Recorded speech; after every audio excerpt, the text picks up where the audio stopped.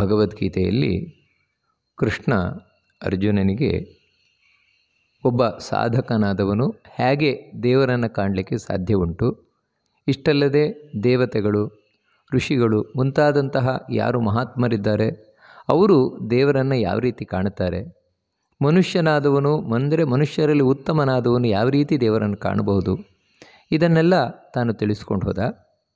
ಇನ್ನು ಮುಂದೆ ಕೃಷ್ಣ ತಿಳಿಸ್ತಾನೆ, ಯಾವತ್ ಸಂಜಾಯತೆ ಕಿಂಚಿತ್ ಸತ್ವಂ ಸ್ಥಾವರ ಜಂಗಮಂ ಕ್ಷೇತ್ರ ಕ್ಷೇತ್ರಜ್ಞ ಸಂಯೋಗಾತ್ ತದ್ವಿಧಿ ಭರತರ್ಷಭ.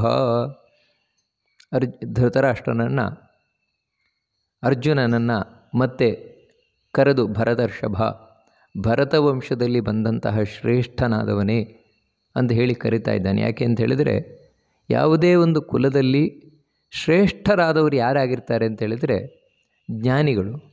ಯಾರು ಭಗವಂತನ ಜ್ಞಾನವನ್ನು ಸಂಪಾದನೆಯನ್ನು ಮಾಡ್ತಾರೆ, ಭಗವಂತನ ಆರಾಧನೆಯನ್ನು ಮಾಡ್ತಾರೆ, ಭಗವಂತನ ಅನುಗ್ರಹವನ್ನು ಪಡಿತಾರೆ, ಅವರೇ ಶ್ರೇಷ್ಠರಾಗಿರುವಂಥವರು.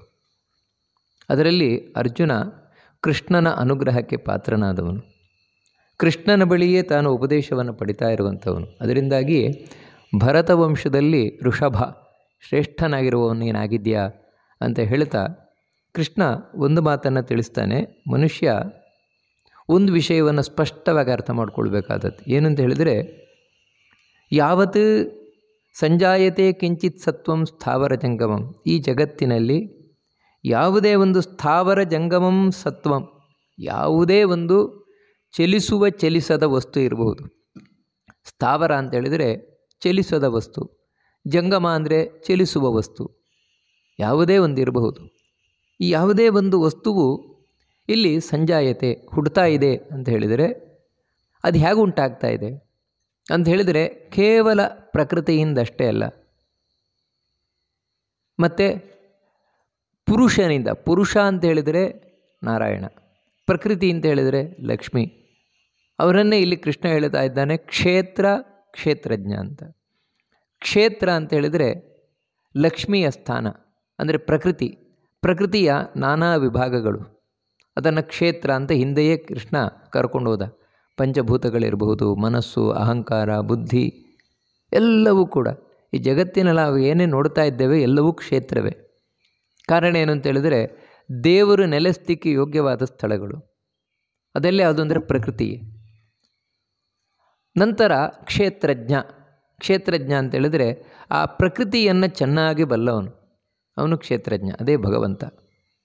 ಈ ಭಗವಂತ ಹಾಗೂ ಲಕ್ಷ್ಮೀನಾರಾಯಣರ ಸಂಯೋಗಾತ್, ಒಟ್ಟುಗೂಡುವಿಕೆಯಿಂದಲೇ ಆಗ್ತಾ ಇದೆ ಅಂತ ಹೇಳ್ತಾ ಇದ್ದಾನೆ ಭಗವಂತ. ತದ್ವಿಧಿ ಭರತರ್ಷಭ, ಇದನ್ನು ನೀನು ತಿಳ್ಕೋ.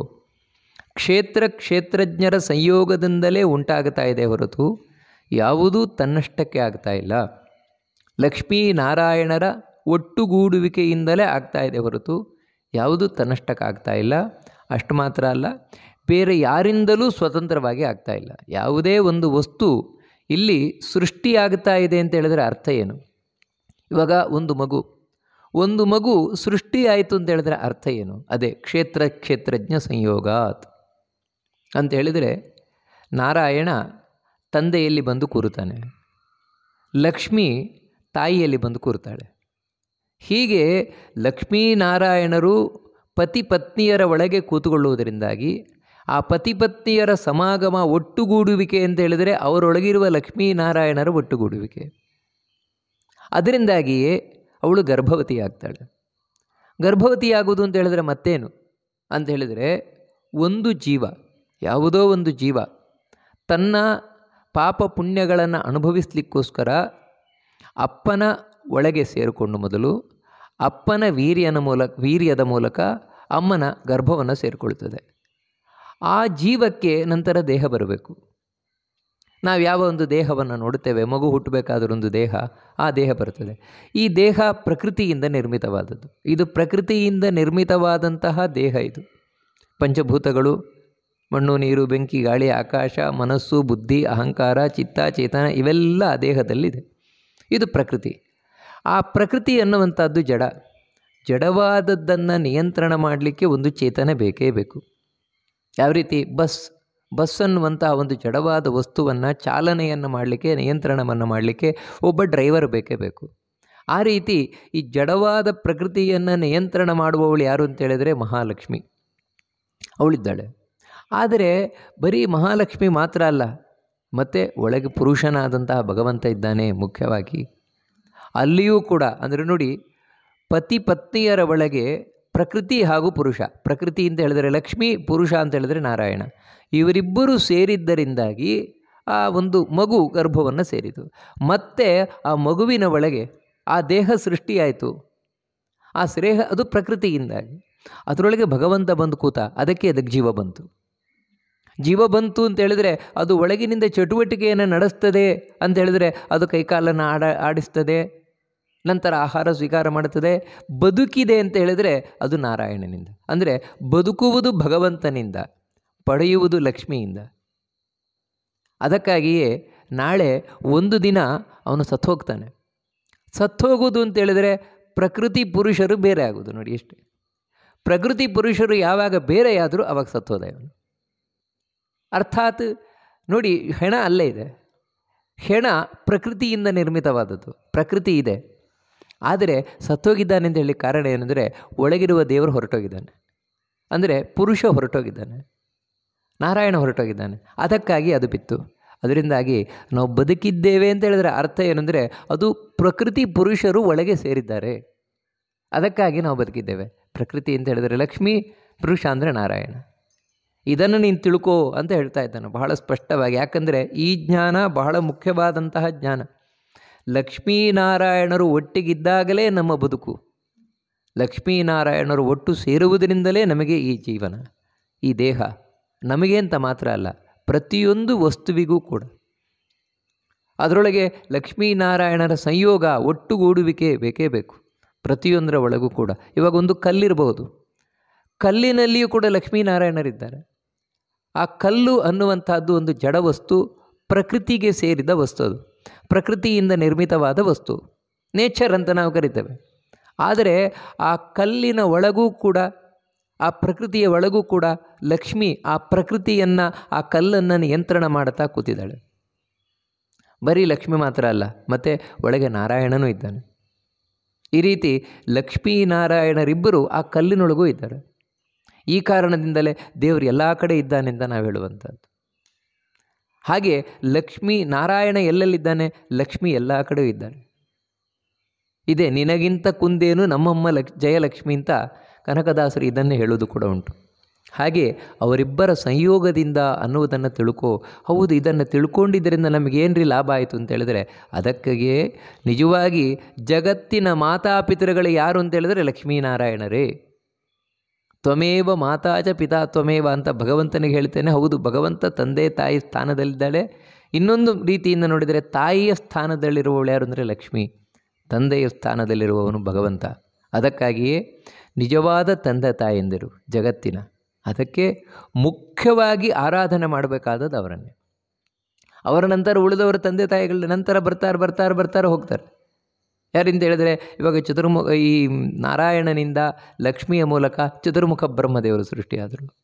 ಅವರಿಂದ ಮತ್ತೆ ಈ ಜಗತ್ತು ಬಂತು. ಅದಕ್ಕೆ ಚತುರ್ಮುಖ ಬ್ರಹ್ಮದೇವರು ತಂದೆಯ ಸ್ಥಾನದಲ್ಲಿ ಬಂದರು ಅಂತೇಳಿದ್ರೆ ಮುಖ್ಯವಾದ ತಂದೆ ಯಾರು ಅಂದರೆ ಭಗವಂತನೇ. ಅವನ ನಂತರ ಇವರು, ಅವನ ನಂತರ ರುದ್ರದೇವರು. ಈ ರೀತಿ ಬರ್ತಾ ಹೋಗ್ತಾರೆ. ಮುಖ್ಯವಾಗಿ ಲಕ್ಷ್ಮೀನಾರಾಯಣನನ್ನು ನಾವು ತಿಳ್ಕೊಳ್ಬೇಕಾದದ್ದು ಅಂತ ಅದನ್ನು ತಿಳಿಸಿ ಅದರೊಟ್ಟಿಗೆ ಭಗವಂತ ಹೇಳ್ತಾನೆ, ಹೌದು, ಇಂಥ ಲಕ್ಷ್ಮೀನಾರಾಯಣರು ಎಲ್ಲದರೊಳಗೂ ಇದ್ದಾರೆ ಅಂತ ಆಯ್ತಾಗಿದ್ದರೆ, ಲಕ್ಷ್ಮಿ ಎಲ್ಲ ವಸ್ತುವಿನೊಳಗೂ ಇದ್ದಾಳೆ, ನಾರಾಯಣ ಎಲ್ಲ ವಸ್ತುವಿನೊಳಗೂ ಇದ್ದಾನೆ ಅಂತ. ಇಂಥ ಭಗವಂತನನ್ನು ಕಾಣುವುದು ಹೇಗೆ? ಮತ್ತೆ ಆ ಪ್ರಶ್ನೆ ಬಂದೇ ಬರುತ್ತದೆ. ಯಾಕಂದರೆ ಜೀವನದ ಗುರಿಯೇ ದೇವರನ್ನು ಕಾಣುವುದು. ಹಿಂದೆ ಯಾವ ರೀತಿ ಕಾಣ್ತಾರೆ ಅಂತ ಹೇಳಿದರು, ಆದರೆ ಆ ಕಾಣುವುದರ ಹೊರಗೆ ಹೋಗಬೇಕಲ್ವ ನಾವು. ಆ ಹೋಗುವ ಮಾರ್ಗ ಹೇಗೆ? ಅದಕ್ಕೆ ಕೃಷ್ಣ ಮತ್ತೆ ತಿಳಿಸ್ಕೊಂಡು ಹೋಗ್ತಾನೆ.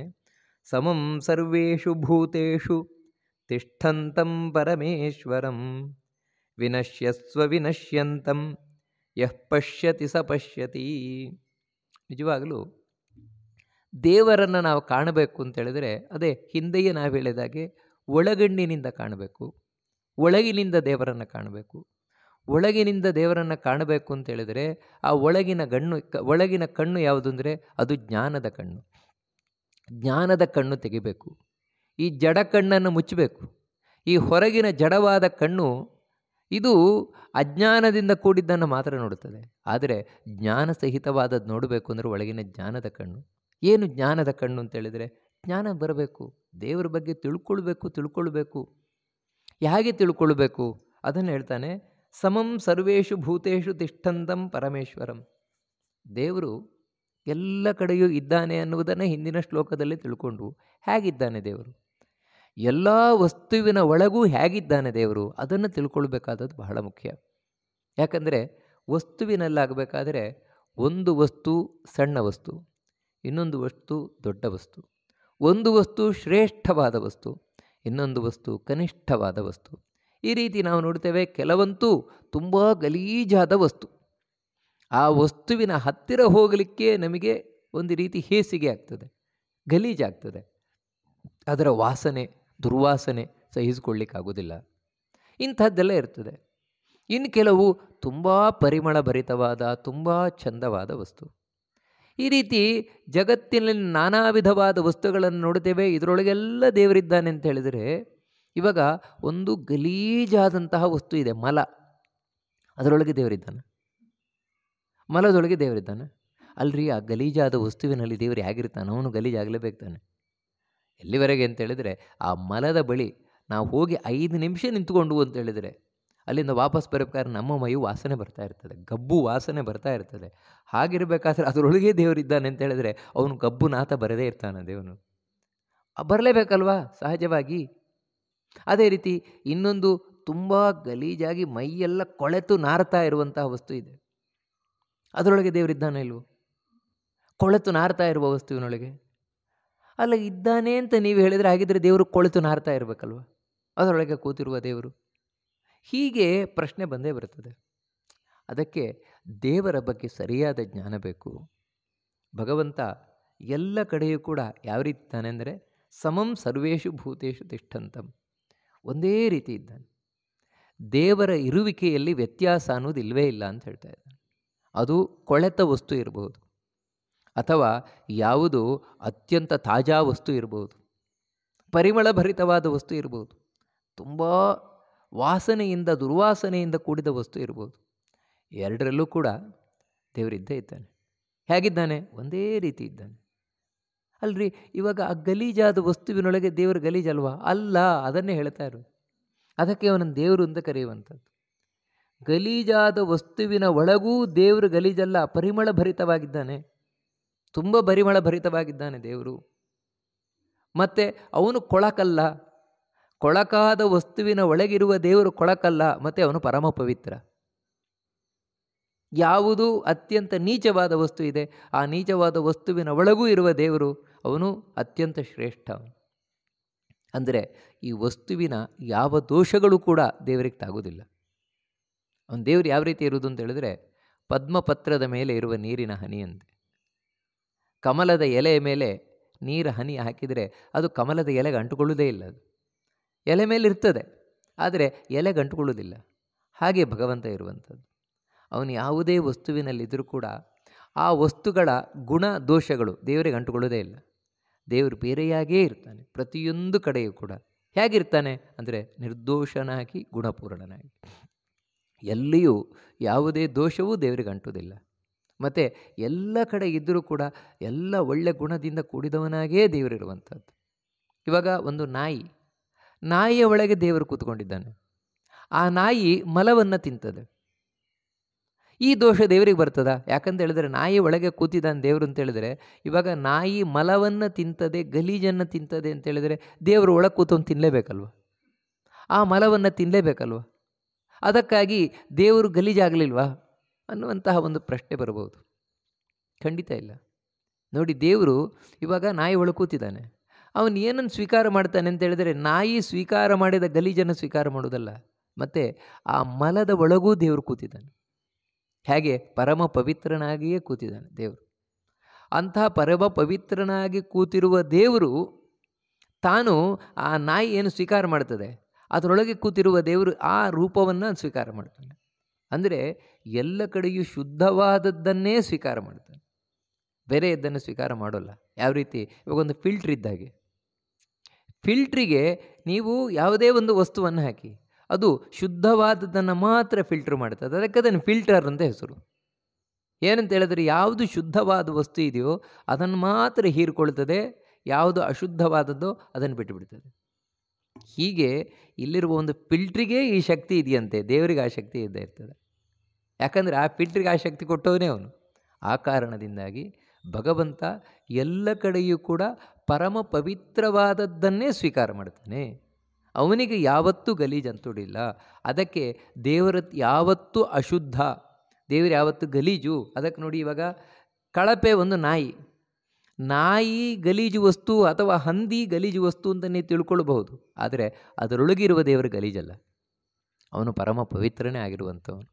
ಹಸುವಿನ ಒಳಗೆ ದೇವರು ಯಾವ ರೀತಿ ಪವಿತ್ರನಾಗಿದ್ದಾನೋ ಒಂದು ನಾಯಿಯ ಒಳಗೂ ದೇವರು ಹಾಗೆ ಪವಿತ್ರನಾಗಿದ್ದಾನೆ. ಇದನ್ನೇ ಹಿಂದೆ ಹೇಳಲಿಕ್ಕೂ ಹೇಳಿದ್ದ ಕೃಷ್ಣ, ಶುನಿಚೈವ ಶ್ವಪಾಕೇಚ ಪಂಡಿತಾ ಸಮದರ್ಶಿನಃ ಅಂತ. ಇದನ್ನು ಮತ್ತೆ ಮತ್ತೆ ಒತ್ತು ಕೊಟ್ಟು ಹೇಳ್ತಾನೆ ಕೃಷ್ಣ ಭಗವದ್ಗೀತೆಯಲ್ಲಿ. ಯಾಕಂದರೆ ದೇವರನ್ನು ಎಲ್ಲ ಕಡೆಯೂ ಒಂದೇ ರೀತಿಯಿಂದ ಕಾಣಬೇಕು. ವಸ್ತುವಿನಲ್ಲಿ ವ್ಯತ್ಯಾಸ ಇದೆ, ಆದರೆ ಒಳಗಿರುವ ದೇವರ ಅಸ್ತಿತ್ವದಲ್ಲಿ ವ್ಯತ್ಯಾಸ ಇಲ್ಲ. ದೇವರು ಒಂದೇ ರೀತಿ ಇರುವಂಥವನು. ಒಬ್ಬ ಜ್ಞಾನಿಯ ಒಳಗೂ ದೇವರು ಹಾಗೆ ಇದ್ದಾನೆ, ಒಬ್ಬ ಹೊಲೆಯನ ಒಳಗೂ ದೇವರು ಹಾಗೆ ಇದ್ದಾನೆ. ವ್ಯತ್ಯಾಸ ಇಷ್ಟೇ, ಜ್ಞಾನಿಯ ಒಳಗಿರುವ ದೇವರ ಇರುವಿಕೆ ನಮಗೆ ಗೊತ್ತಾಗುತ್ತೆ ಅಷ್ಟೇ. ಅದೇ ಯಾರು ಒಬ್ಬ ದಡ್ಡ ಇದ್ದಾನೆ, ಅವನೊಳಗಿರುವ ದೇವರ ಇರುವಿಕೆ, ಎಕ್ಸಿಸ್ಟೆನ್ಸ್ ನಮಗೆ ಗೊತ್ತಾಗೋದಿಲ್ಲ ಅಷ್ಟೇ. ಹಸುವಿನ ಒಳಗಿರುವ ದೇವರ ಇರುವಿಕೆ ಗೊತ್ತಾಗುತ್ತೆ, ಆದರೆ ನಾಯಿಯ ಒಳಗಿರುವ ದೇವರ ಇರುವಿಕೆ ಗೊತ್ತಾಗೋದಿಲ್ಲ ನಮಗೆ. ಹೇಗ್ರಿ ಗೊತ್ತಾಗುತ್ತೆ, ಹೇಗೆ ಗೊತ್ತಾಗೋಲ್ಲ ಅಂದರೆ, ಅದರಿಂದಾಗಿ ನಾವು ಗೋಸೇವೆಯನ್ನು ಮಾಡಿದರೆ ಒಳ್ಳೆಯದಾಗತ್ತೆ, ನಮಗೆ ಅದರ ಫಲ ಸಿಗುತ್ತೆ. ಗೋವಿನ ಸೆಗಣಿಯನ್ನು ತೆಗೆದು, ಅದೇ ರೀತಿ ಗೋಶಾಲೆಯನ್ನು ಶುದ್ಧ ಮಾಡಿ ಗೋವಿಗೆ ಆಹಾರವನ್ನು ಕೊಡುವುದರಿಂದ, ಈ ರೀತಿ ಮಾಡುವುದರಿಂದಾಗಿ ಖಂಡಿತವಾಗಿಯೂ ಕೂಡ ನಮಗೆ ಒಳ್ಳೆಯದಾಗತ್ತೆ. ಒಳ್ಳೆಯದಾದ ಅನುಭವ ಅನೇಕ ಮಂದಿಗಿದೆ.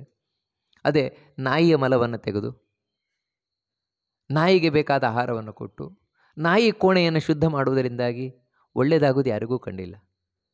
ಯಾಕಂತ ಹೇಳಿದರೆ ಅಲ್ಲಿ ಇರುವಿಕೆಯನ್ನು ದೇವರು ತೋರಿಸುವುದಿಲ್ಲ, ಅಲ್ಲೂ ದೇವರಿದ್ದೇ ಇದ್ದಾನೆ. ಹೀಗೆ ಎಲ್ಲ ಕಡೆಯೂ ದೇವರಿದ್ದಾನೆ. ಯಾವ ರೀತಿ ಇದ್ದಾನೆ ದೇವರು ಅಂತ ಹೇಳಿದ್ರೆ, ವಿನಶ್ಯಸ್ಸು ಅವಿನಶ್ಯಂತಂ. ಈ ವಸ್ತುಗಳು ನಾಶವಾಗ್ತಾ ಇರಬಹುದು. ಇವಾಗ ಒಬ್ಬ ಜೀವನಿಗೆ ದುಃಖಾದಿಗಳು ಬರ್ತಾ ಇರ್ಬೋದು, ದುಃಖ, ಸಾವು, ನೋವು ಇವುಗಳೆಲ್ಲ ಬರ್ತಾ ಇದೆ ಅವನಿಗೆ. ಇವನಿಗೂ ಬರ್ತಾ ಇರೋದು ಹೇಗಂತ ಹೇಳಿದ್ರೆ, ಈ ಸಂಸಾರದಲ್ಲಿ ಸಿಕ್ಕಿ ಅಜ್ಞಾನದಿಂದಾಗಿ ಇವನಿಗುಂಟಾಗ್ತಾ ಇದೆ. ಆದರೆ ದೇವರಿಗೆ ಈ ಯಾವ ವಿಧವಾದ ನಾಶವೂ ಇಲ್ಲ. ಎಲ್ಲದರೊಳಗೂ ದೇವರು ಆರಾಮವಾಗಿದ್ದಾನೆ, ಆನಂದವಾಗಿದ್ದಾನೆ. ಯಃ ಪಶ್ಯತಿ, ಈ ರೀತಿ ಯಾರು ತಿಳ್ಕೊಳ್ತಾನೋ ಸಪಶ್ಯತಿ, ಅವನು ದೇವರನ್ನು ಕಾಣ್ತಾನೆ. ಅಂದರೆ ದೇವರನ್ನು ಕಾಣಬೇಕು ಅಂತೇಳಿದರೆ ಕೇವಲ ಯಾವುದೋ ದೇವಾಲಯದಲ್ಲಿ ನಾನು ದೇವರನ್ನು ಕಾಣ್ತೇನೆ, ಯಾವುದೋ ವಿಗ್ರಹದಲ್ಲಿ ದೇವರನ್ನು ಕಾಣ್ತೇನೆ, ಹೀಗೆ ತಿಳ್ಕೊಂಡ್ರೆ ದೇವರನ್ನು ಕಾಣಲಿಕ್ಕೆ ಆಗೋಲ್ಲ. ಮತ್ತು ನಾವು ದೇವರನ್ನು ಕಾಣಬೇಕು ಅಂತೇಳಿದರೆ ಅಣು ರೇಣು ತೃಣಕಾಷ್ಟ ಪರಿಪೂರ್ಣ ಗೋವಿಂದ ಅಂತ ಹೇಳಿದಾಗೆ ಪ್ರತಿಯೊಂದು ವಸ್ತುವಿನ ಒಳಗೂ ಕೂಡ ದೇವರನ್ನು ಚಿಂತನೆ ಮಾಡಬೇಕು. ಹೇಗೆ ದೇವರನ್ನು ಚಿಂತನೆ ಮಾಡಬೇಕು ಅಂದರೆ, ಎಲ್ಲ ವಸ್ತುವಿನ ಒಳಗೂ ದೇವರು ಒಳ್ಳೆಯವನಾಗೇ ಇದ್ದಾನೆ, ಮತ್ತು ಎಲ್ಲ ಗುಣಗಳಿಂದ ಪೂರ್ಣನಾಗೇ ಇದ್ದಾನೆ, ಯಾವ ದೋಷದಿಂದಲೂ ಕೂಡಿಕೊಂಡಿಲ್ಲ. ನೋಡಿ, ಹೀಗೇ ನಾವು ಚಿಂತನೆಯನ್ನು ಮಾಡಬೇಕಾದದ್ದು. ಇದು ಹೇಗಿರ್ತದೆ ಅಂದರೆ, ಇಂಥ ಚಿಂತನೆ ಹೇಗಿರ್ತದೆ ಅಂತ ಹೇಳಿದರೆ, ಇವಾಗ ಒಂದು ಸಿಂಹ ಬಂದು ಎದುರಿಗೆ ನಿಲ್ತು ಅಂತ ತಿಳ್ಕೊಳ್ಳಿ. ಸಿಂಹ ಬಂದು ಎದುರಿಗೆ ನಿಂತಾಗ ಒಬ್ಬ ವ್ಯಕ್ತಿ ಗಡಗಡ ಗಡಗಡ ನಡಗುತ್ತಾನೆ, ಹೆದರಿ ಪ್ರಾಣವನ್ನೇ ಬಿಟ್ಟುಬಿಡ್ತಾನೆ. ಕಾರಣ ಏನಂತ ಹೇಳಿದರೆ, ಅವನಿಗೆ ಈ ಸಮದೃಷ್ಟಿ ಇಲ್ಲ. ಈ ಸಮದೃಷ್ಟಿ ಇದ್ದಾಗ ಅವನೊಳಗೆ ಗಟ್ಟಿ ಕೂತಾಗ ಹೇಗಿರ್ತದೆ ಅಂತ ಹೇಳಿದರೆ, ಎದುರಿಗೆ ಸಿಂಹ ಬರಲಿ, ಸಿಂಹ ಬಂದರೂ ಕೂಡ ಅವನು ತಿಳ್ಕೊಳ್ಳೋದೇನು ಅಂದರೆ, ಈ ಸಿಂಹದ ಒಳಗೂ ಕೂಡ ದೇವರಿದ್ದಾನೆ. ನಾನು ಯಾವ ದೇವರನ್ನು ಆರಾಧನೆಯನ್ನು ಮಾಡ್ತಾ ಇದ್ದೇನೆ, ಪೂಜೆ ಮಾಡ್ತಾ ಇದ್ದೇನೋ ಆ ದೇವರು ಈ ಸಿಂಹದ ಒಳಗೂ ಕೂತಿದ್ದಾನೆ. ಅದರಿಂದಾಗಿ ಆ ದೇವರು ಸರ್ವಗುಣ ಸಂಪನ್ನ, ಅಂದರೆ ಎಲ್ಲ ಒಳ್ಳೆ ಗುಣದಿಂದಲೂ ಕೂಡಿದವನು, ಯಾವುದೇ ದೋಷವೂ ಇಲ್ಲ. ಅದಕ್ಕೋಸ್ಕರ ಈ ಸಿಂಹಕ್ಕೆ ಸಿಟ್ಟು, ಕ್ರೋಧ, ದ್ವೇಷ, ನನ್ನನ್ನು ಕೊಲ್ಲುವ ಕ್ರೌರ್ಯ ಇದೆಲ್ಲ ಇರ್ಬೋದು, ಆದರೆ ಒಳಗಿರುವ ದೇವರಿಗಿಲ್ಲ ಅದ್ಯಾವುದು. ಈ ಕ್ರೌರ್ಯ, ಸಿಟ್ಟು ಇದು ಯಾವುದೂ ಇಲ್ಲ ನನ್ನ ಒಳಗಿರುವಂತಹ ಈ ಹುಲಿಯ, ಸಿಂಹದ ಒಳಗಿರುವಂತಹ ದೇವರಿಗೆ. ಮತ್ತು ಯಾವ ದೋಷವೂ ಇಲ್ಲದಿರು, ಮತ್ತು ಅವನು ಒಳ್ಳೆಯವನು, ದೇವರು ತುಂಬ ಒಳ್ಳೆಯವನು. ಈ ಸಿಂಹದ ಒಳಗೆ ಇರುವ ದೇವರು ಕೂಡ ತುಂಬ ಒಳ್ಳೆಯವನು. ಈ ರೀತಿಯೇ ಚಿಂತನೆಯನ್ನು ಮಾಡ್ತಾನೆ. ನಿಮಗೆ ಆಶ್ಚರ್ಯ ಏನು ಅಂತ ಹೇಳಿದ್ರೆ, ಅಂಥ ಒಂದು ವಿಷಮ ಪರಿಸ್ಥಿತಿಯಲ್ಲೂ ಕೂಡ, ಕ್ರಿಟಿಕಲ್ ಕಂಡೀಷನಲ್ಲೂ ಕೂಡ ಅವನು ಈ ರೀತಿ ಆ ಸಿಂಹದ ಒಳಗೂ ತನ್ನ ದೇವರನ್ನು ಆರಾಧನೆ ಮಾಡುವುದರಿಂದಲೇ ಆಶ್ಚರ್ಯ ಏನಂದರೆ, ಸಿಂಹವೂ ಅವನಿಗೇನು ಮಾಡೋಲ್ಲ. ಯಾಕಂದರೆ ಆ ಒಳಗೆ ಕೂತಿರುವ ದೇವರು ಇವನಿಗೆ ಒಳ್ಳೆಯವನಾಗೇ ವರ್ತನೆಯನ್ನು ಮಾಡ್ತಾನೆ. ಅವನೇ ತಾನೇ ಸಿಂಹಕ್ಕೆ ಪ್ರೇರಣೆ ಮಾಡುವುದು. ಅದಕ್ಕೆ ಸಿಂಹವೂ ಏನು ಮಾಡದೆ ಹೋಗ್ತದೆ. ಇದೇ ಕಾಡಿನ ಮಧ್ಯದಲ್ಲಿ ವಾಸ ಮಾಡುವ ಋಷಿ ಮುನಿಗಳಿಗೆ ಯಾವ ಕ್ರೂರ ಜಂತುಗಳು ಏನು ಮಾಡಲ್ಲ ನೋಡಿ. ಅದಕ್ಕೆ ಕಾಡಿನಲ್ಲಿ ವಾಸ ಮಾಡುವ ಋಷಿಮುನಿಗಳು ಸಿಂಹದಿಂದ ಕೊಲ್ಲಲ್ಪಟ್ಟರು, ಹಾವಿನಿಂದ ಕಚ್ಚಲ್ಪಟ್ಟರು ಕೇಳಲ್ಲ ನಾವು. ಯಾಕೆ ಅಂತ ಹೇಳಿದರೆ ಅವರಿಗೆ ಈ ಜ್ಞಾನ ಇರೋದ್ರಿಂದ. ಅಂದರೆ ಈ ಒಳಗಿನ ಅನುಸಂಧಾನ ಅಂತ ಏನು ಹೇಳ್ತೇವೆ, ಒಳಗಿನ ನಮ್ಮ ಮನಸ್ಸಿನ ಭಾವನೆ ದೇವರ ಬಗ್ಗೆ ನಾವು ಮಾಡಿಕೊಳ್ಳುವಂಥದ್ದು, ಇದು ಬಹಳ ಸ್ಟ್ರಾಂಗ್ ಆಗಿರುವಂಥದ್ದು ದೇವರ ಚಿಂತನೆ. ಅದಕ್ಕೋಸ್ಕರ ಹೊರಗಿನಿಂದ ನಾನು ಏನು ದೇವರ ಬಗ್ಗೆ ಮಾಡ್ತೇನೆ ಅನ್ನುವುದಕ್ಕಿಂತಲೂ ಕೂಡ ಒಳಗೆ ದೇವರ ಚಿಂತನೆಯನ್ನು ನಾನು ಹೇಗೆ ಮಾಡ್ತೇನೆ ಅದು ಬಹಳ ಮುಖ್ಯ. ಅದು ಈ ರೀತಿ ಇರಬೇಕು. ಅದನ್ನೇ ಕೃಷ್ಣ ಹೇಳ್ತಾ ಇದ್ದಾರೆ. ಯಾರು ಈ ರೀತಿ ತಿಳ್ಕೊಳ್ತಾನೆ, ಪ್ರತಿಯೊಂದು ವಸ್ತುವಿನ ಒಳಗೂ ಇರುವಂತಹ ದೇವರು ಅವನು ಒಂದೇ ರೀತಿಯಿಂದಿದ್ದಾನೆ. ಅಂದರೆ ಒಂದೇ ರೀತಿಯಿಂದಿರುವುದು ಅಂತ ಹೇಳಿದ್ರೆ ಎಲ್ಲ ಕಡೆಯೂ ಸ್ವತಂತ್ರನಾಗೇ ಇದ್ದಾನೆ, ಎಲ್ಲ ಕಡೆ ಎಲ್ಲ ಒಳ್ಳೆ ಗುಣಗಳಿಂದ ಕೂಡಿಕೊಂಡೇ ಆಗಿದ್ದಾನೆ, ಯಾವುದೇ ದೋಷವೂ ದೇವರಲ್ಲಿಲ್ಲ. ಈ ರೀತಿ ಯಾರು ನೋಡ್ಕೊಂಡು ಬರ್ತಾನೋ, ಅದಕ್ಕೆ ಯಾರು ಕೆಟ್ಟದ್ದು ಮಾಡಿದರೂ ಕೂಡ ಅವನಿಗೆ ಭಯಲ್ಲ. ಅವರಿಂದಾಗಿ ನನಗೆ ಈ ರೀತಿ ಆಯಿತು ಹೇಳಲ್ಲ. ಮತ್ತು ಅವರೊಳಗೆ ಕೂತು ದೇವರೇ ಮಾಡಿದ್ದು ನೋಡಿ, ಇದೇ ಅಂತ ತಿಳ್ಕೊಳ್ತಾನೆ. ಅವರೊಳಗೆ ಕೂತು ದೇವರೇ ಮಾಡಿದ್ದು. ನನಗೆ ಏನು ಮಾಡಿದ ದೇವರು, ಕೆಟ್ಟದ್ದು ಮಾಡಿದ ಅಂತ ಹೇಳಲ್ಲ. ಇವನಿಗೆ ಕೆಟ್ಟದಾಗಿರ್ಬೋದು, ಹೊರಗಿನ ದೃಷ್ಟಿಯಿಂದ ಕೆಟ್ಟದಾಗಿರ್ಬೋದು, ಆದರೆ ಅವನು ಯಾವತ್ತೂ ಆ ರೀತಿ ತಿಳ್ಕೊಳ್ಳಲ್ಲ. ಯಾಕೆ ಅಂತ ಹೇಳಿದ್ರೆ ಅವನು ಒಳಗೂ ಕೂತು ದೇವರು ನಾನು ಒಳ್ಳೆಯದೇ ಮಾಡಿದ್ದಾನೆ. ಅದು ಹೇಗೆ ಒಳ್ಳೇದು ಮಾಡಿದ್ದಾನೆ ಅದು ಅವನಿಗೆ ಗೊತ್ತು, ದೇವರಿಗೆ ಗೊತ್ತು. ಯಾಕಂದರೆ ನನ್ನ ದೇವರು ಎಲ್ಲರೊಳಗೆ ಕೂತಿದ್ದಾನೆ, ಅವನು ಯಾವತ್ತೂ ಕೆಟ್ಟದ್ದು ಮಾಡೋಲ್ಲ, ಯಾವತ್ತೂ ಒಳ್ಳೆಯದ್ದನ್ನೇ ಮಾಡ್ತಾನೆ. ಯಾಕಂದರೆ ನನ್ನ ದೇವರು ಅವನು ಯಾವತ್ತೂ ಒಳ್ಳೆಯವನೇ, ಎಲ್ಲ ಕಡೆ ಕೂತು ಒಳ್ಳೆಯದ್ದನ್ನೇ ಮಾಡ್ತಾನೆ. ಒಂದು ಹಾವು ಕಚ್ಚಿದ್ರೂ ಸಮೇತ ಒಳ್ಳೆಯದಕ್ಕಾಗಿ ದೇವರು ಒಳಗೆ ಕೂತು ಪ್ರೇರಣೆಯನ್ನು ಮಾಡಿದ್ದಾನೆ ನೋಡಿ. ಇದೇ ರೀತಿ ತಿಳ್ಕೊಳ್ತಾನೆ, ಕೆಟ್ಟದ್ದು ತಿಳ್ಕೊಳ್ಳೋದಿಲ್ಲ. ಆದರೆ ಹಾವು ಕಚ್ಚಿದ್ದು ಒಳ್ಳೆಯದೇ ಆಗುತ್ತೆ. ನಾವು ನಳಚರಿತ್ರೆಯಲ್ಲಿ ಕೇಳ್ತೇವೆ, ನಳನಿಗೆ ಹಾವು ಕಚ್ಚಿ ಅವನ ರೂಪ ಎಲ್ಲ ವಿಕಾರ ಆಗೋಯ್ತು, ಆದರೆ ಅದು ಒಳ್ಳೆಯದಕ್ಕೆ ಕಾರಣ ಆಯಿತು. ಅವನೊಳಗಿದ್ದ ಕಲಿ ತಾನು ಹೊರಗೆ ಹೊರಟೋದ. ಹೀಗೆ ಯಾವತ್ತೂ ನಾವು ದೇವರನ್ನು ಚಿಂತನೆಯನ್ನು ಮಾಡ್ತಾ ಕೂತಾಗ ಹೊರಗಿನಿಂದ ಕೆಟ್ಟದಾದಾಗೆ ಕಂಡರೂ ಕೂಡ ಅದು ನಿಜವಾಗಲೂ ಒಳ್ಳೆಯದಕ್ಕೇ ಆಗಿರುತ್ತದೆ. ಈ ರೀತಿ ಯಾರು ತಿಳ್ಕೊಳ್ತಾನೆ ಆ ದೇವರನ್ನು ಎಲ್ಲ ಕಡೆಯೂ ಸಮವಾಗಿ ಸಹಪಶ್ಯತೆ, ಅವನು ಖಂಡಿತವಾಗಿಯೂ ಒಂದಲ್ಲ ಒಂದು ದಿನ ತನ್ನೊಳಗೆ ದೇವರನ್ನು ಕಂಡೇ ಕಾಡ್ತಾನೆ. ಇದನ್ನೇ ದಾಸರು ಹೇಳ್ತಾರೆ, ಕಂಡಲ್ಲಿ ನಿನ್ನ ವಿಶ್ವರೂಪ ಕಾಂಬೋರು ಅಂತ. ಇದೇ ರೀತಿ ಎಲ್ಲ ಕಡೆಯೂ ದೇವರನ್ನು ನೋಡುವಂಥದ್ದು. ಈ ಸಮದರ್ಶನ ಅನ್ನುವಂಥದ್ದು ಎಷ್ಟು ಮುಖ್ಯವಾದದ್ದು. ಮತ್ತೆ ಕೃಷ್ಣ ಒತ್ತು ಕೊಟ್ಟು ಹೇಳ್ತಾನೆ, ಸಮಂ ಪಶ್ಯನ್ ಹಿ ಸರ್ವತ್ರ ಸಮವಸ್ಥಿತಮೀಶ್ವರಂ ನಹಿ ನಸ್ತ್ಯಾತ್ಮನಾತ್ಮಾನಂ ತಥೋ ಯಾತಿ ಪರಾಂ ಗತಿಂ. ಹಿಂದೆಯೂ ಕೂಡ ಇದನ್ನು ಹೇಳಿದ್ದ, ಈಶ್ವರಂ ಅಂತ, ಪರಮೇಶ್ವರಂ ಅಂತ, ಇಲ್ಲಿ ಈಶ್ವರಂ ಅಂತ ಮತ್ತೆ ಹೇಳ್ತಾ ಇದ್ದಾನೆ. ಹಿಂದೆ ಯಾಕೆ ಪರಮೇಶ್ವರಂ, ಎಲ್ಲ ಕಡೆಯೂ ಕೂಡ ದೇವರು ಸಮವಾಗಿದ್ದಾನೆ, ದೇವರು ಅಂತ ಹೇಳುವುದನ್ನು ಬಿಟ್ಟು ಪರಮೇಶ್ವರ ಅಂತ ಹೇಳ್ತಾ ಇದ್ದಾನೆ. ಯಾಕೆ ಪರಮೇಶ್ವರ ಅಂತ ಹೇಳ್ತಾ ಇದ್ದಾನೆ ಅಂತ ಹೇಳಿದರೆ, ಕೃಷ್ಣ ಹೌದು ಎಲ್ಲದರ ಒಳಗೂ ದೇವರು ಒಂದೇ ರೀತಿಯಿಂದ ಇರಲಿಕ್ಕೆ ಕಾರಣ ಏನು ಅಂತ ಹೇಳಿದರೆ, ದೇವರು ಯಾವತ್ತೂ ಇನ್ನೊಬ್ಬರ ಅಧೀನಕ್ಕೆ ಒಳಪಟ್ಟಿಲ್ಲ, ಇನ್ನೊಬ್ಬರ ಕಂಟ್ರೋಲಲ್ಲಿಲ್ಲ ದೇವರು. ಮತ್ತು ಎಲ್ಲವೂ ಅವನ ಕಂಟ್ರೋಲಲ್ಲೇ ಇರುವುದು ನೋಡಿ. ಈಶವರ, ಪರಮೇಶ್ವರ ನೋಡಿ, ಪರಮೇಶ್ವರ ಹೀಗೆ ವಾಸ್ತವಿಕವಾಗಿ ಒಬ್ಬ ಈಶ ಅಂತ ಹೇಳಿದ್ರೇ ಕಂಟ್ರೋಲರ್, ನಿಯಂತ್ರಣ ಮಾಡುವವನು. ಇನ್ನು ಈಶವರ, ಅದು ಈಶ್ವರ. ಈಶವರ ಅಂದರೆ ಕಂಟ್ರೋಲ್ ಮಾಡುವವರಲ್ಲಿ ಶ್ರೇಷ್ಠನಾದವನು. ಪರಮೇಶ್ವರ ಕಂಟ್ರೋಲ್ ಮಾಡುವವರಲ್ಲಿ ಶ್ರೇಷ್ಠರು ಯಾರಿದ್ದಾರೆ ಅವರೆಲ್ಲರನ್ನೂ ಮೀರಿ ನಿಂತವನು ಅಂತ ಹೇಳಿದರೆ, ದೇವರನ್ನು ಕಂಟ್ರೋಲ್ ಮಾಡುವವರು ಇನ್ನೊಬ್ಬರು ಇಲ್ಲವೇ ಇಲ್ಲ. ಅಂದರೆ ಸ್ವತಂತ್ರನಾಗಿ ಭಗವಂತ ಎಲ್ಲ ವಸ್ತುವಿನೊಳಗೆ ಕೂತದ್ರಿಂದಲೇ ಎಲ್ಲದರೊಳಗೂ ಸಮವಾಗಿದ್ದಾನು. ಯಾವುದರ ಕಂಟ್ರೋಲಿಗೂ ಸಿಗೋಲ್ಲ ಅವನು, ಅವನ ಕಂಟ್ರೋಲಲ್ಲೇ ಎಲ್ಲ ಇರುವಂಥದ್ದು. ಇದು ಮುಖ್ಯವಾಗಿ ತಿಳ್ಕೊಳ್ಬೇಕಾದದ್ದು ನಾವು ದೇವರ ಬಗ್ಗೆ. ಸ್ವತಂತ್ರ, ಅವನು ಇಂಡಿಪೆಂಡೆಂಟ್, ನಿಜವಾಗಿಯೂ ಇಂಡಿಪೆಂಡೆಂಟ್, ಸೆಲ್ಫ್ ಡಿಪೆಂಡೆಂಟ್ ಅಂತ ಹೇಳೋದು ದೇವರೊಬ್ಬರನ್ನು ಮಾತ್ರ, ಇನ್ಯಾರನೂ ಅಲ್ಲ. ಆ ರೀತಿ ಭಗವಂತ ಸ್ವತಂತ್ರನಾಗಿದ್ದಾನೆ, ಅವನು ಎಲ್ಲದರೊಳಗೂ ಇದ್ದಾನೆ ಅಂತ. ಅದನ್ನು ಯಾರು ತಿಳ್ಕೊಳ್ತಾರೆ, ಸಮವಸ್ಥಿತಂ ಈಶ್ವರಂ, ಎಲ್ಲದರ ಒಳಗೂ ಒಂದೇ ರೀತಿಯಿಂದ ಇರುವಂತಹ ಆ ದೇವರನ್ನು ಯಾರು ಎಲ್ಲ ಕಡೆಯೂ ಸಮವಾಗಿ ಕಾಣ್ತಾನೋ, ದೇವರಲ್ಲಿ ವ್ಯತ್ಯಾಸ ಕಾಣುವುದಿಲ್ವೋ. ಇವಾಗ ಒಂದು ನಾಯಿ ಅನ್ನೋದಕ್ಕೆ ಅವಮಾನ ಮಾಡೋಲ್ಲ, ಕಾರಣ ಏನಂದರೆ ನಾಯಿ ಒಳಗೆ ದೇವರಿದ್ದಾನೆ. ಹಾಗಂತ ನಾಯಿಯನ್ನು ಪೂಜೆ ಮಾಡೋಲ್ಲ. ಯಾಕೋಸ್ಕರ ಅಂತೇಳಿದ್ರೆ ಅಲ್ಲಿ ಪೂಜೆ ಮಾಡಿದರೆ ನಮಗೇನು ರೆಸ್ಪಾನ್ಸ್ ಸಿಗೋಲ್ಲ, ಅನುಗ್ರಹ ಸಿಗೋಲ್ಲ. ಹಾಗಂತ ಒಂದು ನಾಯಿಗೆ ಆಹಾರ ಹಾಕಿದರೂ ಕೂಡ ತಿಳ್ಕೊಳ್ಳೋದೇನೆಂದರೆ ಆ ನಾಯಿಯ ಒಳಗಿರುವ ದೇವರು ಸಂಪ್ರೀತನಾಗಲಿ, ದೇವರಿಗೆ ಖುಷಿ ಆಗಲಪ್ಪ.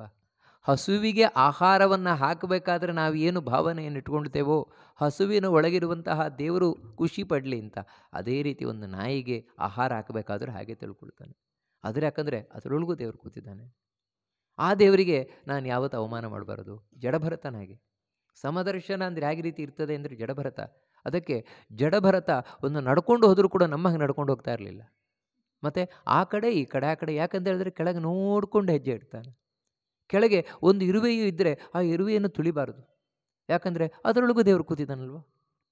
ಈ ನನ್ನೊಳಗೆ ಕೂತಿರುವ ದೇವರ ಇರುವೆ ಒಳಗೂ ಕೂತಿರೋದು ತಾನೆ. ಅದಕ್ಕಾಗಿ ಆ ಇರುವೆಯನ್ನು ತುಳಿದೆ ಅಂತ ಹೇಳಿದ್ರೆ ಆ ಇರುವೆ ಒಳಗಿರುವ ದೇವರಿಗೆ ಅವಮಾನ ಮಾಡಿದಾಗ ನಾನು ನೋಡಿ, ಇಂಥ ಸೂಕ್ಷ್ಮವಾದ ದೃಷ್ಟಿ ಇದು ಸಮದರ್ಶನ. ನಮಗೆ ಇರುವೆಯಲ್ಲಿ ದೇವರಿದ್ದಾನೆ ಎನ್ನುವಂಥ ಭಾವನೆಯೇ ಬರೋಲ್ಲ, ಸೊಳ್ಳೆಯಲ್ಲಿ ದೇವರಿದ್ದಾನೆ ಎನ್ನುವ ಭಾವನೆ ಬರೋಲ್ಲ. ಅದನ್ನು ಕೊಂದು ಹಾಕ್ತಾ ಇರ್ತೇವೆ. ಆದರೆ ಜ್ಞಾನಿ ಆದವನು ಎಲ್ಲ ಕಡೆ ದೇವರನ್ನೇ ನೋಡ್ತಾನೆ. ಅದು ದೇವರಿಗೆ ಮಾಡುವಂಥ ಅವಮಾನನ ನೋಡಿ. ಅದಕ್ಕೋಸ್ಕರ ಇವಾಗ ಒಂದು ಸೊಳ್ಳೆಯನ್ನು ಕೊಲ್ಲುವ ಪ್ರಸಂಗ ಬಂತು. ಯಾಕೆ ಅಂತ ಹೇಳಿದ್ರೆ ಸೊಳ್ಳೆ ಉಪದ್ರ ಕೊಡ್ತಾ ಇದೆ, ಕೊಲ್ಲಬೇಕಾಗತ್ತೆ. ಅಂತಹ ಸಂದರ್ಭದಲ್ಲಿಯೂ ಇವನು ಏನು ಪ್ರಾರ್ಥನೆ ಮಾಡ್ಕೊಳ್ತಾನೆ ಅಂದರೆ ಅದರೊಳಗಿರುವ ದೇವರೇ ನನ್ನನ್ನು ಕ್ಷಮಿಸು, ನನ್ನನ್ನು ಕ್ಷಮಿಸು. ಯಾಕೆ ಅಂತ ಹೇಳಿದ್ರೆ ನನಗೆ ಇವಾಗ ಅನಿವಾರ್ಯವಾಗಿ ಕೊಲ್ಲಬೇಕಾಗಿದೆ ಈ ಪ್ರಾಣಿಯನ್ನು ಅಂತ ಹೇಳಿ ಕ್ಷಮಿಸು ಅಂತ ಹೇಳಿಯೇ ಕೊಲ್ತಾನೆ ಹೊರತು ಬೇರೆ ರೀತಿಯಿಂದಲ್ಲ. ಅಂದರೆ ಇಷ್ಟು ದೇವರ ನೆನಪಿರ್ತದೆ ಅವನಿಗೆ. ಯಾರು ಈ ರೀತಿ ಎಲ್ಲ ಕಡೆಯೂ ದೇವರನ್ನು ಕಾಣ್ತಾ ಇರ್ತಾನೆ, ಖಂಡಿತವಾಗಿಯೂ ನಹಿನಸ್ತಿ ಆತ್ಮನಾತ್ಮಾನಂ. ಅವನು ತನ್ನನ್ನು ತಾನೇ ನಾಶ ಮಾಡಿಕೊಳ್ಳೋದಿಲ್ಲ, ತನ್ನನ್ನು ತಾನೇ ಹಾಳು ಮಾಡಿಕೊಳ್ಳೋದಿಲ್ಲ, ತನ್ನ ಬದುಕನ್ನು ತಾನೇ ಹಾಳು ಮಾಡಿಕೊಳ್ಳೋದಿಲ್ಲ, ಈ ದೇವರು ಕೊಟ್ಟ ದೇಹವನ್ನು ಹಾಳು ಮಾಡಿಕೊಳ್ಳೋದಿಲ್ಲ. ನಿಜವಾಗಲೂ ದೇವರು ಕೊಟ್ಟ ಈ ದೇಹ ಸಾರ್ಥಕ ಅಂತವನಿಗೆ.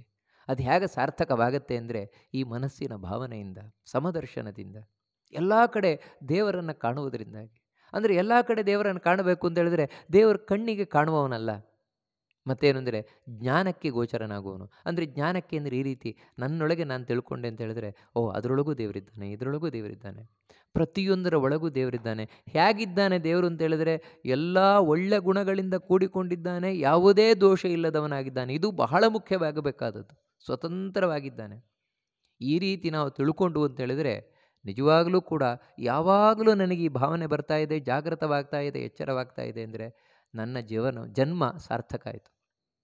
ಅದಕ್ಕೆ ಹೇಳಿದ್ದು ಅವನನ್ನು ಹಾಳು ಮಾಡ್ಕೊಳ್ಳೋದಿಲ್ಲ, ದೇವರು ಕೊಟ್ಟ ಬುದ್ಧಿಯನ್ನು ಹಾಳು ಮಾಡ್ಕೊಳ್ಳೋದಿಲ್ಲ. ಆತ್ಮ ಅಂತ ಹೇಳಿದ್ರೆ ಬುದ್ಧಿಯೇ ಹೌದು, ಅವನ ಬುದ್ಧಿಯನ್ನು ಹಾಳು ಮಾಡ್ಕೊಳ್ಳೋದಿಲ್ಲ ಅವನು. ಮತ್ತು ಸಾರ್ಥಕ ಆಯಿತು, ದೇವರು ಕೊಟ್ಟ ಬುದ್ಧಿ ಸಾರ್ಥಕ ಆಯಿತು ಅವನಿಗೆ.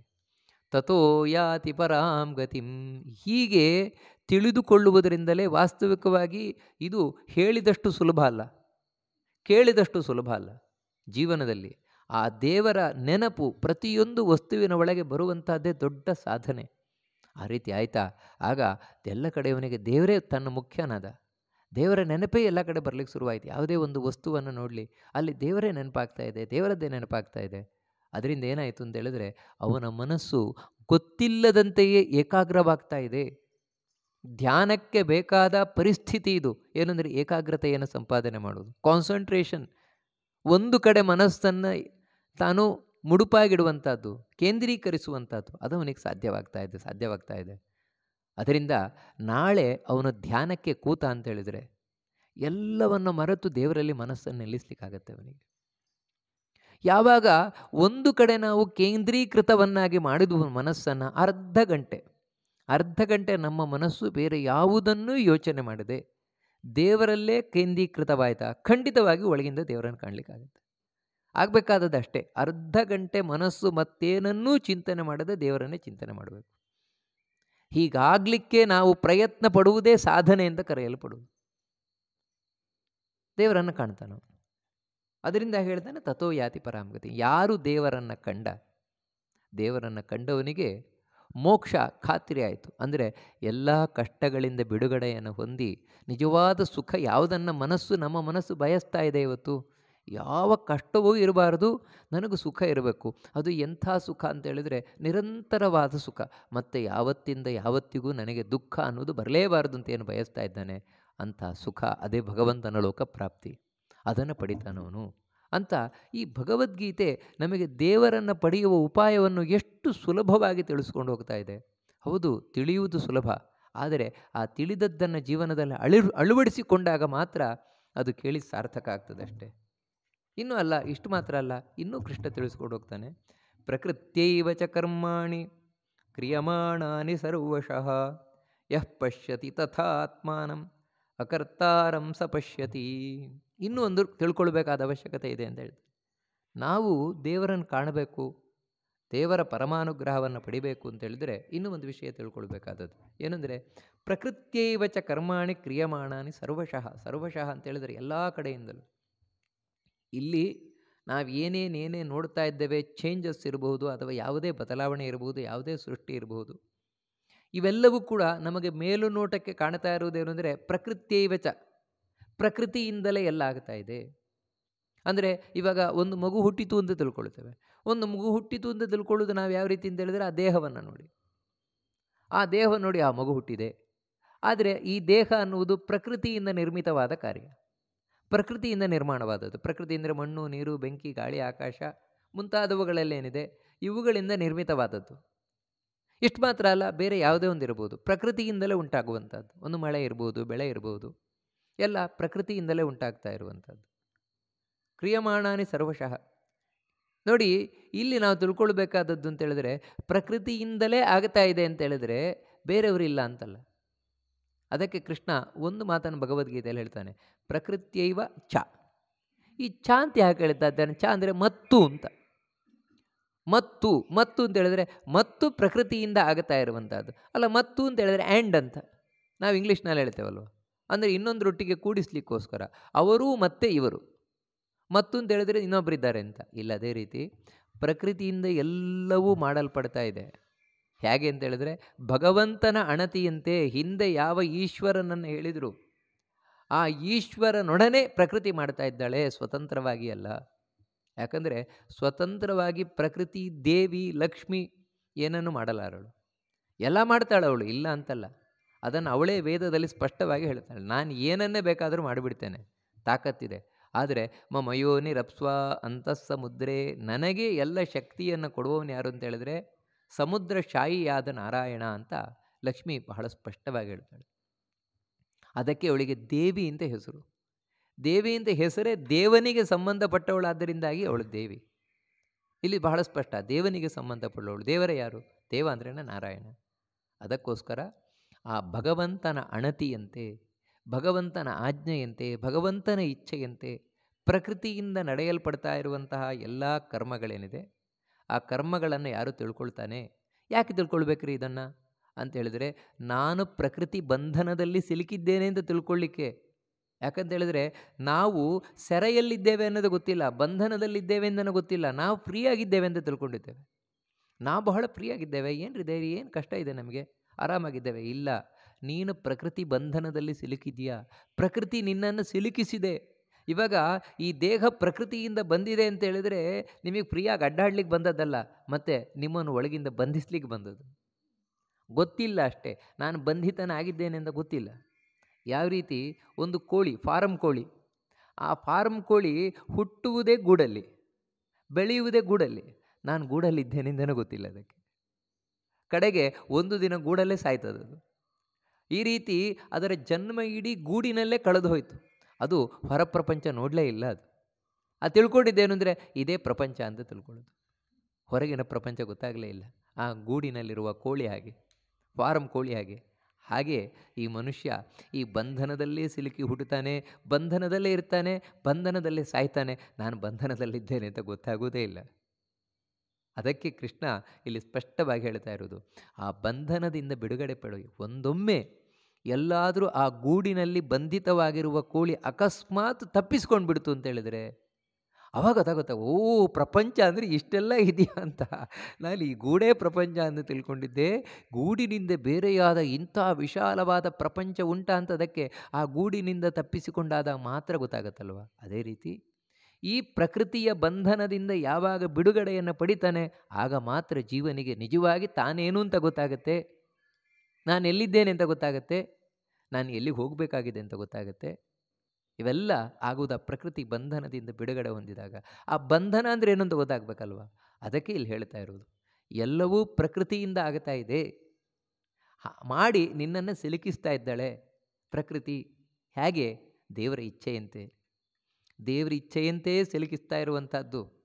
ಅದನ್ನೇ ಕೃಷ್ಣ ಬಹಳ ಸ್ಪಷ್ಟವಾಗಿ ಹೇಳ್ತಾ ಇದ್ದಾನೆ, ಮಮ ಮಾಯಾ ದುರತ್ಯಯ ಮಾಮೇವಯೇ ಪ್ರಪದ್ಯಂತೆ ಮಾಯಾಮೇತಾಂ ತರಂತಿತೆ ಅಂತ. ಅದಕ್ಕೋಸ್ಕರ ಯಾರು ದೇವರಿಗೆ ಶರಣಾಗುತ್ತಾರೋ, ಅದೇ ಹೇಳ್ತಾರೆ, ಯಃ ಪಶ್ಯತಿ ತಥಾ ಆತ್ಮಾನಂ ಅಕರ್ತಾರಂ. ಈ ವಿಷಯದಲ್ಲಾಗಬೇಕಾದ್ರೆ, ಈ ಬಂಧಿಸುವ ವಿಷಯದಲ್ಲಾಗಬೇಕಾದ್ರೆ ದೇವರು ಪ್ರಕೃತಿಯನ್ನು ಬಿಟ್ಟುಬಿಡ್ತಾನೆ. ದೇವರು ಈ ವಿಷಯದಲ್ಲಿ ಅಕರ್ತೃ ಅಂತ ಹೇಳಿದ್ರೆ ಅವನೇನು ಮಾಡಲಿಕ್ಕೆ ಹೋಗೋಲ್ಲ. ನೋಡಿ, ದೇವರು ಬಂಧಿಸುವ ವಿಷಯದಲ್ಲಿ ತಾನು ಹೆಚ್ಚು ಕಾರ್ಯವಹಿಸ್ಲಿಕ್ಕೆ ಹೋಗೋದಿಲ್ಲ. ಮತ್ತು ದೇವರು ಯಾವ ವಿಷಯದಲ್ಲಿ ತಾನು ಕಾರ್ಯನಿರ್ವಹಿಸ್ತಾನೆ ಅಂದರೆ ಬಿಡಿಸುವ ವಿಷಯದಲ್ಲಿ. ಬಿಡಿಸುವ ವಿಷಯದಲ್ಲಿ ದೇವರು ಯಾವತ್ತೂ ತಾನು ಹೆಚ್ಚು ಕಾರ್ಯವಹಿಸ್ತಾನೆ. ಮತ್ತು ಬಂಧಿಸುವ ವಿಷಯದಲ್ಲಿ ಪ್ರಕೃತಿಯೇ ತಾನು ಹೆಚ್ಚು ಕಾರ್ಯವಹಿಸೋದು. ಅದು ಹಾಗೆ ದೇವರ ಆಜ್ಞೆಯಂತಾನೆ, ದೇವರ ಆಜ್ಞೆಯಂತೆ ಅವಳು ಮಾಡೋದು, ತಾನಾಗಿ ಅಲ್ಲ. ಆದರೆ ಅದರಲ್ಲಿ ಹೆಚ್ಚು ಅವಳೇ ಭಾಗವಹಿಸುವುದು, ಲಕ್ಷ್ಮಿಯ ಭಾಗವಹಿಸುವುದು. ದೇವಿಯೇ ಶ್ರೀ ಭೂ ದುರ್ಗೆಯಾಗಿ ನಮ್ಮನ್ನು ಬಂಧಿಸ್ತಾಳೆ ಬಂಧಿಸ್ತಾಳೆ ಬಂಧಿಸ್ತಾಳೆ. ಆದರೆ ನಾವು ಯಾವಾಗ ದೇವರಿಗೆ ಶರಣಾಗುತ್ತೇವೆ ಆವಾಗ ಬಿಡುಗಡೆಗೊಳಿಸ್ತಾನೆ. ಈ ವಿಷಯದಲ್ಲಿ ಅಕರ್ತಾರಂ, ದೇವರು ಅಕರ್ತೃ ಅಂದರೆ ಅವನು ಏನು ಹೆಚ್ಚಿನದ್ದು ಮಾಡಲಿಕ್ಕೆ ಹೋಗೋಲ್ಲ, ಕೇವಲ ಹಿಂದಿನಿಂದ ಆಜ್ಞೆಯನ್ನು ಮಾತ್ರ ಮಾಡ್ತಾನೆ. ಹೌದು ರೀ, ದೇವರು ಹಿಂದಿನಿಂದ ಆಜ್ಞೆಯನ್ನಾದರೆ ಯಾಕೆ ಮಾಡಬೇಕು? ಇವನೇ ಆ ಲಕ್ಷ್ಮಿಗೆ ಬಂಧಿಸ್ಲಿಕ್ಕೆ ಹೇಳೋದು, ತಾನು ನೀನು ಬಂಧಿಸು ಅಂತ. ನಾನು ಮಾತ್ರ ಸಿಕ್ಕುವುದಿಲ್ಲ ಅಂದರೆ ನಾನು ತಪ್ಪಿತಸ್ಥನಾಗುವುದಿಲ್ಲ. ಅದಕ್ಕೆ ಎದುರಿಗೆ ಪ್ರಕೃತಿಯನ್ನು ಬಿಡೋದು, ನೀನು ಬಂಧಿಸಿಬಿಡು ಅಂತ. ತಾನು ಮಾತ್ರ ಆಮೇಲೆ ಚೆನ್ನಾಗಿ ಬಿಡಿಸ್ತೇನೆ ಅಂತ ಬರೋದು. ಯಾಕಂದರೆ ಹೆಸರು ಗಳಿಸ್ಲಿಕ್ಕೋಸ್ಕರ, ಹೆಸರು ಗಳಿಸ್ಲಿಕ್ಕೋಸ್ಕರ ದೇವರ ಎದುರಿಗೆ ಬರ್ತಾನೆ. ಅವನನ್ನು ಆರಾಧನೆ ಮಾಡಿದರೆ ಆಯ್ತಪ್ಪ ನೀನು ನಾನು ಬಿಡಿಸ್ತೇನೆ ಪ್ರಕೃತಿಯಿಂದ ಅಂದರೆ ಬಿಡಿಸ್ತಾನೆ. ಅಲ್ಲ, ನಮ್ಮನ್ನು ಕಟ್ಟಿ ಹಾಕಿಸುವುದು ಹೇಗೆ, ಈಕೆ ಬಿಡುಗಡೆಗೊಳಿಸುವುದು ಹೇಗೆ? ಈ ಎರಡು ಯಾಕೋಸ್ಕರ ದೇವರು? ಇದೊಂಥರ ನಾಟಕ ಮಾಡಿದಾಗಲ್ವ ದೇವರು? ಈ ರೀತಿ ಸಾಮಾನ್ಯವಾಗಿ ಕಾಣುವಂತಹ ಒಂದು ನಮಗೆ ಪ್ರಶ್ನೆ ಬರುವಂತಹದ್ದು ಸಹಜವೇ. ಹೌದು, ದೇವರು ಪ್ರಕೃತಿಯ ಮೂಲಕ ನಮ್ಮನ್ನು ಬಂಧಿಸ್ತಾನೆ. ಯಾಕೆ? ತಾನೇ ಬಂಧಿಸ್ಬೋದಲ್ವ ಅಂತ ಹೇಳಿದರೆ, ದೇವರು ಯಾವತ್ತೂ ಬಂಧಿಸುವ ಸ್ವಭಾವದವನಲ್ಲ, ಮತ್ತು ಬಿಡುಗಡೆಗೊಳಿಸುವ ಸ್ವಭಾವದವನು ದೇವರು ಅಲ್ಲ. ಹಾಗಿದ್ರೆ ಮತ್ತೆ ಯಾಕೆ ಆ ಪ್ರಕೃತಿಯ ಮೂಲಕ ಬಂಧಿಸ್ತಾನೆ ಅಂತ ಹೇಳಿದರೆ, ನಮಗೆ ತಿಳಿಸ್ಲಿಕ್ಕೋಸ್ಕರ, ತನ್ನ ಮಹಿಮೆಯನ್ನು ತಿಳಿಸ್ಲಿಕ್ಕೋಸ್ಕರ. ದೇವರು ನಮ್ಮನ್ನು ಉದ್ಧಾರ ಮಾಡಲಿಕ್ಕೋಸ್ಕರ ಕಾಯ್ತಾ ಇದ್ದಾನೆ. ಯಾಕಂದರೆ ಅವನು ಪರಮ ಕರುಣಾಳು ದೇವರು. ಅಂದರೆ ಅವನು ಎಲ್ರಿಗೂ ಒಳ್ಳೆಯದನ್ನೇ ಮಾಡಲಿಕ್ಕೆ ದೇವರು ಕಾಯುವವನು. ಆದರೆ ಒಳ್ಳೆಯದನ್ನು ಮಾಡಬೇಕು ಅಂದರೆ ಅವನಾಗಿ ಮಾಡಿದರೆ ಬೆಲೆ ಇಲ್ಲ. ಯಾರೇ ಇರಬಹುದು, ನಾವು ಬಯಸದೆ ಅವರಾಗಿ ನಮಗೆ ಕೋಟಿ ಕೋಟಿ ರೂಪಾಯಿ ತಂದು ಕೊಟ್ಟರೂ ಕೂಡ ನಾವು ಅವರಿಗೆ ಏನು ಬೆಲೆ ಕೊಡೋಲ್ಲ. ನಾವೇನು ಹೇಳ್ತೇವೆ ಅಂದರೆ, ಕೋಟಿ ರೂಪಾಯಿ ತಂದು ಕೊಟ್ಟರು ಅಂದರೆ ಅಯ್ಯೋ ಮನೆಯಲ್ಲಿ ಬಿದ್ದು ಒದ್ದಾಡ್ತಾ ಇದೆ, ಅದಕ್ಕೆ ತಂದು ನಮಗೆ ಇನ್ನೆಲ್ಲಿ ಟ್ಯಾಕ್ಸ್ ಬರ್ತದೋ ಏನೋ ಅಂತ ನಮಗೆ ತಂದು ಕೊಟ್ಟಿದ್ದಾರೆ ಅಷ್ಟೇ. ಈ ರೀತಿ ತಿಳ್ಕೋತೇವೆ. ಯಾಕಂದರೆ ನಮಗೆ ಬೇಡ ಅಂತ, ಆದರೆ ಅವಶ್ಯಕತೆ ಇಲ್ಲ ಅಂತ. ಅವಶ್ಯಕತೆ ಇಲ್ಲದೇ ಇದ್ದಾಗ ಎಂಥ ವಸ್ತುವು ಕೂಡ ಅದು ಕಾಲಿನ ಕಸ ಆಗುತ್ತೆ. ಅದೇ ನನಗೆ ಬೇಕು ಬೇಕು ಬೇಕು ಅಂತ ಯಾವಾಗ ಆಗತ್ತೆ, ನನಗೆ ಅವಶ್ಯಕತೆ ಇದ್ದಾಗ ಒಂದೊಂದು ಪೈಸೆಯೂ ಕೂಡ ಬಹಳ ಮುಖ್ಯವಾಗುತ್ತೆ. ನನಗೆ ದುಡ್ಡಿನ ಬಹಳ ಅವಶ್ಯಕತೆ ಇದೆ, ಅಂಥ ಸಂದರ್ಭದಲ್ಲಿ ಯಾರು 1,000 ರೂಪಾಯಿ ತಂದು ಕೊಟ್ಟರು ನನಗೆ, ನಾನು ಎಷ್ಟವರಿಗೆ ಥ್ಯಾಂಕ್ಸ್ ಹೇಳ್ತೇನೆ, ಸ್ವಾಮಿ ತುಂಬ ಉಪಕಾರ ಆಯಿತು, ಯಾಕಂದರೆ ನನಗೆ ಇವತ್ತು ದುಡ್ಡಿನ ತುಂಬ ಅವಶ್ಯಕತೆ ಇತ್ತು, ನೀವು ಕೊಟ್ಟದ್ದು ತುಂಬ ಒಳ್ಳೆಯದಾಯಿತು, ಥ್ಯಾಂಕ್ಸ್ ಆಯಿತಾ ಅಂತ. ಕಾರಣ ಏನಂದರೆ ನನಗದರ ಅವಶ್ಯಕತೆ ಇದೆ. ಅವಶ್ಯಕತೆ ಇದ್ದಾಗ ನನಗೆ ತಂದು ಕೊಟ್ಟರೆ ತುಂಬ ಖುಷಿಯಾಗುತ್ತೆ. ಇಲ್ಲದೇ ಇದ್ದರೆ ಬೆಲೆ ಇರೋಲ್ಲ. ದೇವರು ಹಾಗೇನೆ ಈಗಲೇ ನಮಗೆ ಅನುಗ್ರಹ ಮಾಡಿಬಿಡ್ಬೋದು, ಈಗಲೇ ನಮಗೆ ತನ್ನ ಲೋಕ ಕರ್ಕೊಂಡು ಹೋಗಿಬಿಡ್ಬೋದು, ಆದರೆ ಅದಕ್ಕೆ ಬೆಲೆ ಇರೋಲ್ಲ. ನಾವು ಆ ದೇವರ ಮಹತ್ವವನ್ನು ಅರ್ಥ ಮಾಡ್ಕೊಳ್ಳಲ್ಲ. ದೇವರು ಎಷ್ಟು ಒಳ್ಳೆಯವನಂತ ನಮಗೆ ಗೊತ್ತಾಗೋಲ್ಲ. ಅದಕ್ಕೋಸ್ಕರ ಮೊದಲು ಪ್ರಕೃತಿಗೆ ಹೇಳ್ತಾನೆ, ನೀನು ಬಂಧಿಸು ಇವನನ್ನು. ಆ ಬಂಧಿಸಿ ಅವನು ಕಷ್ಟಪಟ್ಟಾಗ, ಅಯ್ಯೋ ಸಾಕಪ್ಪ ನನಗೆ ಈ ಸಂಸಾರ ಅಂತಾದಾಗ ಯಾವಾಗ ದೇವರಿಗೆ ಮೊರೆ ಹೋಗ್ತಾನೆ, ಮೊರೆ ಹೋಗಬೇಕಾದ್ರೆ ದೇವರು ಎಷ್ಟು ದೊಡ್ಡವನಿದ್ದಾನೆ ಅಂತ ಗೊತ್ತಾಗತ್ತೆ ಅವನಿಗೆ. ಆಮೇಲೆ ದೇವರನ್ನು ಬಿಡುಗಡೆಗೊಳಿಸಿದ ಅಂತ ಹೇಳಿದರೆ, ದೇವರು ಎಷ್ಟು ಒಳ್ಳೆಯವನಿದ್ದಾನೆ. ಹೀಗೆ ದೇವರು ಯಾಕೋಸ್ಕರ ನಮ್ಮನ್ನು ಬಂಧಿಸ್ತಾನೆ ಅಂದರೆ, ನನ್ನ ಒಳ್ಳೆತನವನ್ನು ನೀನು ಅರ್ಥ ಮಾಡ್ಕೋ, ಆವಾಗ ನಾನು ಏನು ನಿನಗೆ ಉಪಕಾರ ಮಾಡ್ತಾ ಇದ್ದೇನೆ ಅದರ ಬೆಲೆ ನಿನಗೆ ಬರುತ್ತೆ ಎಂದು. ಇಷ್ಟೇ ಕಾರಣದಿಂದ ಅದಕ್ಕೋಸ್ಕರ ಯಾರು ಹೀಗೆ ದೇವರನ್ನು ಅಕರ್ತಾರಂ, ಈ ವಿಷಯದಲ್ಲಿ ದೇವರು ಹೆಚ್ಚು ತಲೆ ಕೆಡಿಸ್ಕೊಳ್ಳಿಕ್ಕೆ ಹೋಗೋಲ್ಲ. ಇದನ್ನು ತಿಳ್ಕೊಳ್ತಾನೆ ಸಪಶ್ಯತೆ, ಅವನು ದೇವರನ್ನು ಕಾಣ್ತಾನೆ. ಇನ್ನೊಂದು ಅರ್ಥದಲ್ಲಿ ನೋಡೋದಾದರೆ ಹಾಗಂತ ಹೇಳಿದರೆ, ಹೌದು, ಪ್ರಕೃತಿಯಿಂದ ಎಲ್ಲವೂ ಮಾಡ್ತಾ ಇದೆ, ದೇವರೇ ಮಾಡಿಸ್ತಾ ಇದ್ದಾನೆ. ಈ ವಿಷಯದಲ್ಲಿ ಅಕರ್ತಾರಂ ಆತ್ಮಾನಂ, ಆತ್ಮ ಅಂತ ಹೇಳಿದ್ರೆ ನಾವೇ ಇಟ್ಕೊಳ್ಳಿ, ನಾವು ಅಕರ್ತೃಗಳು, ಅಂದರೆ ನಾವು ಏನನ್ನೂ ಮಾಡಲಾಗದವರು, ಅಸ್ವತಂತ್ರ ಕರ್ತೃಗಳು. ದೇವರು ಏನು ಮಾಡಿಸ್ತಾನೋ ಅದನ್ನು ಮಾಡುವವರಷ್ಟೇ ನಾವು, ನಮ್ಮ ಕೈಯಲ್ಲಿ ಏನೂ ಇಲ್ಲ. ಇದನ್ನು ಯಾರು ತಿಳ್ಕೊಳ್ತಾನೆ ಅಂದರೆ ದೇವರನ್ನು ಸ್ವತಂತ್ರವಾಗಿ, ನಮ್ಮನ್ನು ಅಸ್ವತಂತ್ರ ಕರ್ತೃವಾಗಿ, ಅಂದರೆ ದೇವರು ಮಾಡಿಸಿದ್ದನ್ನು ಮಾಡ್ತಾ ಇದ್ದೇವೆ ಅಷ್ಟೇ, ನಾವೇನು ಮಾಡ್ತಾನೇ ಇಲ್ಲ ಅಂತಲ್ಲ. ಅಯ್ಯೋ ನಾನೇನು ಮಾಡುವುದೇ ಇಲ್ಲ ಅಂತ ಹೇಳೋದು ತಪ್ಪು, ನಾನೇ ಎಲ್ಲ ಮಾಡ್ತಾ ಇದ್ದೇನೆ ಅಂತ ಹೇಳೋದು ತಪ್ಪು. ನೋಡಿ, ಇದೆರಡೂ ತಪ್ಪು. ಇದು ಅತ್ಯಂತ ಸೂಕ್ಷ್ಮವಾದ ವಿಷಯ. ಮತ್ತೇನು ಅಂದರೆ, ನಾನು ಮಾಡ್ತೇನೆ ಅಂತ ಹೇಳುವುದು ಸತ್ಯ, ಆದರೆ ಹೇಗೆ ಮಾಡ್ತೇನೆ ಅಂತ ಹೇಳಿದರೆ ದೇವರು ನನ್ನೊಳಗೆ ಕೂತು ಯಾವ ರೀತಿ ಶಕ್ತಿ ಕೊಡ್ತಾನೋ ಅದಕ್ಕನುಗುಣವಾಗಿ ನಾನು ಮಾಡ್ತಾ ಇದ್ದೇನೆ. ಈ ರೀತಿ ಯಾರು ತಿಳ್ಕೊಳ್ತಾನೋ ಅವನು ಒಂದು ದಿನ ದೇವರನ್ನು ಕಾಣ್ತಾನೆ ಅನ್ನುವಂತಹ ಆ ದೇವರನ್ನು ಕಾಣಲಿಕ್ಕೆ ಬೇಕಾದಂತಹ ಮಾರ್ಗ, ಚಿಂತನೆ, ಯೋಚನೆ, ಇದನ್ನು ಬಹಳ ಸುಂದರವಾಗಿ ಕೃಷ್ಣ ತಿಳಿಸ್ಕೊಂಡು ಹೋಗ್ತಾನೆ. ಮುಂದೆ ಏನು ತಿಳಿಸ್ತಾನೆ ಅನ್ನೋದನ್ನು ನೋಡೋಣ ಅಂತ ಹೇಳ್ತಾ ಇದನ್ನು ಆ ಮಧ್ವಾಂತರ್ಗತ ಭಗವಂತನಿಗೆ ಅರ್ಪಣೆಯನ್ನು ಮಾಡೋಣ. ಶ್ರೀಕೃಷ್ಣ ಅರ್ಪಣಂ.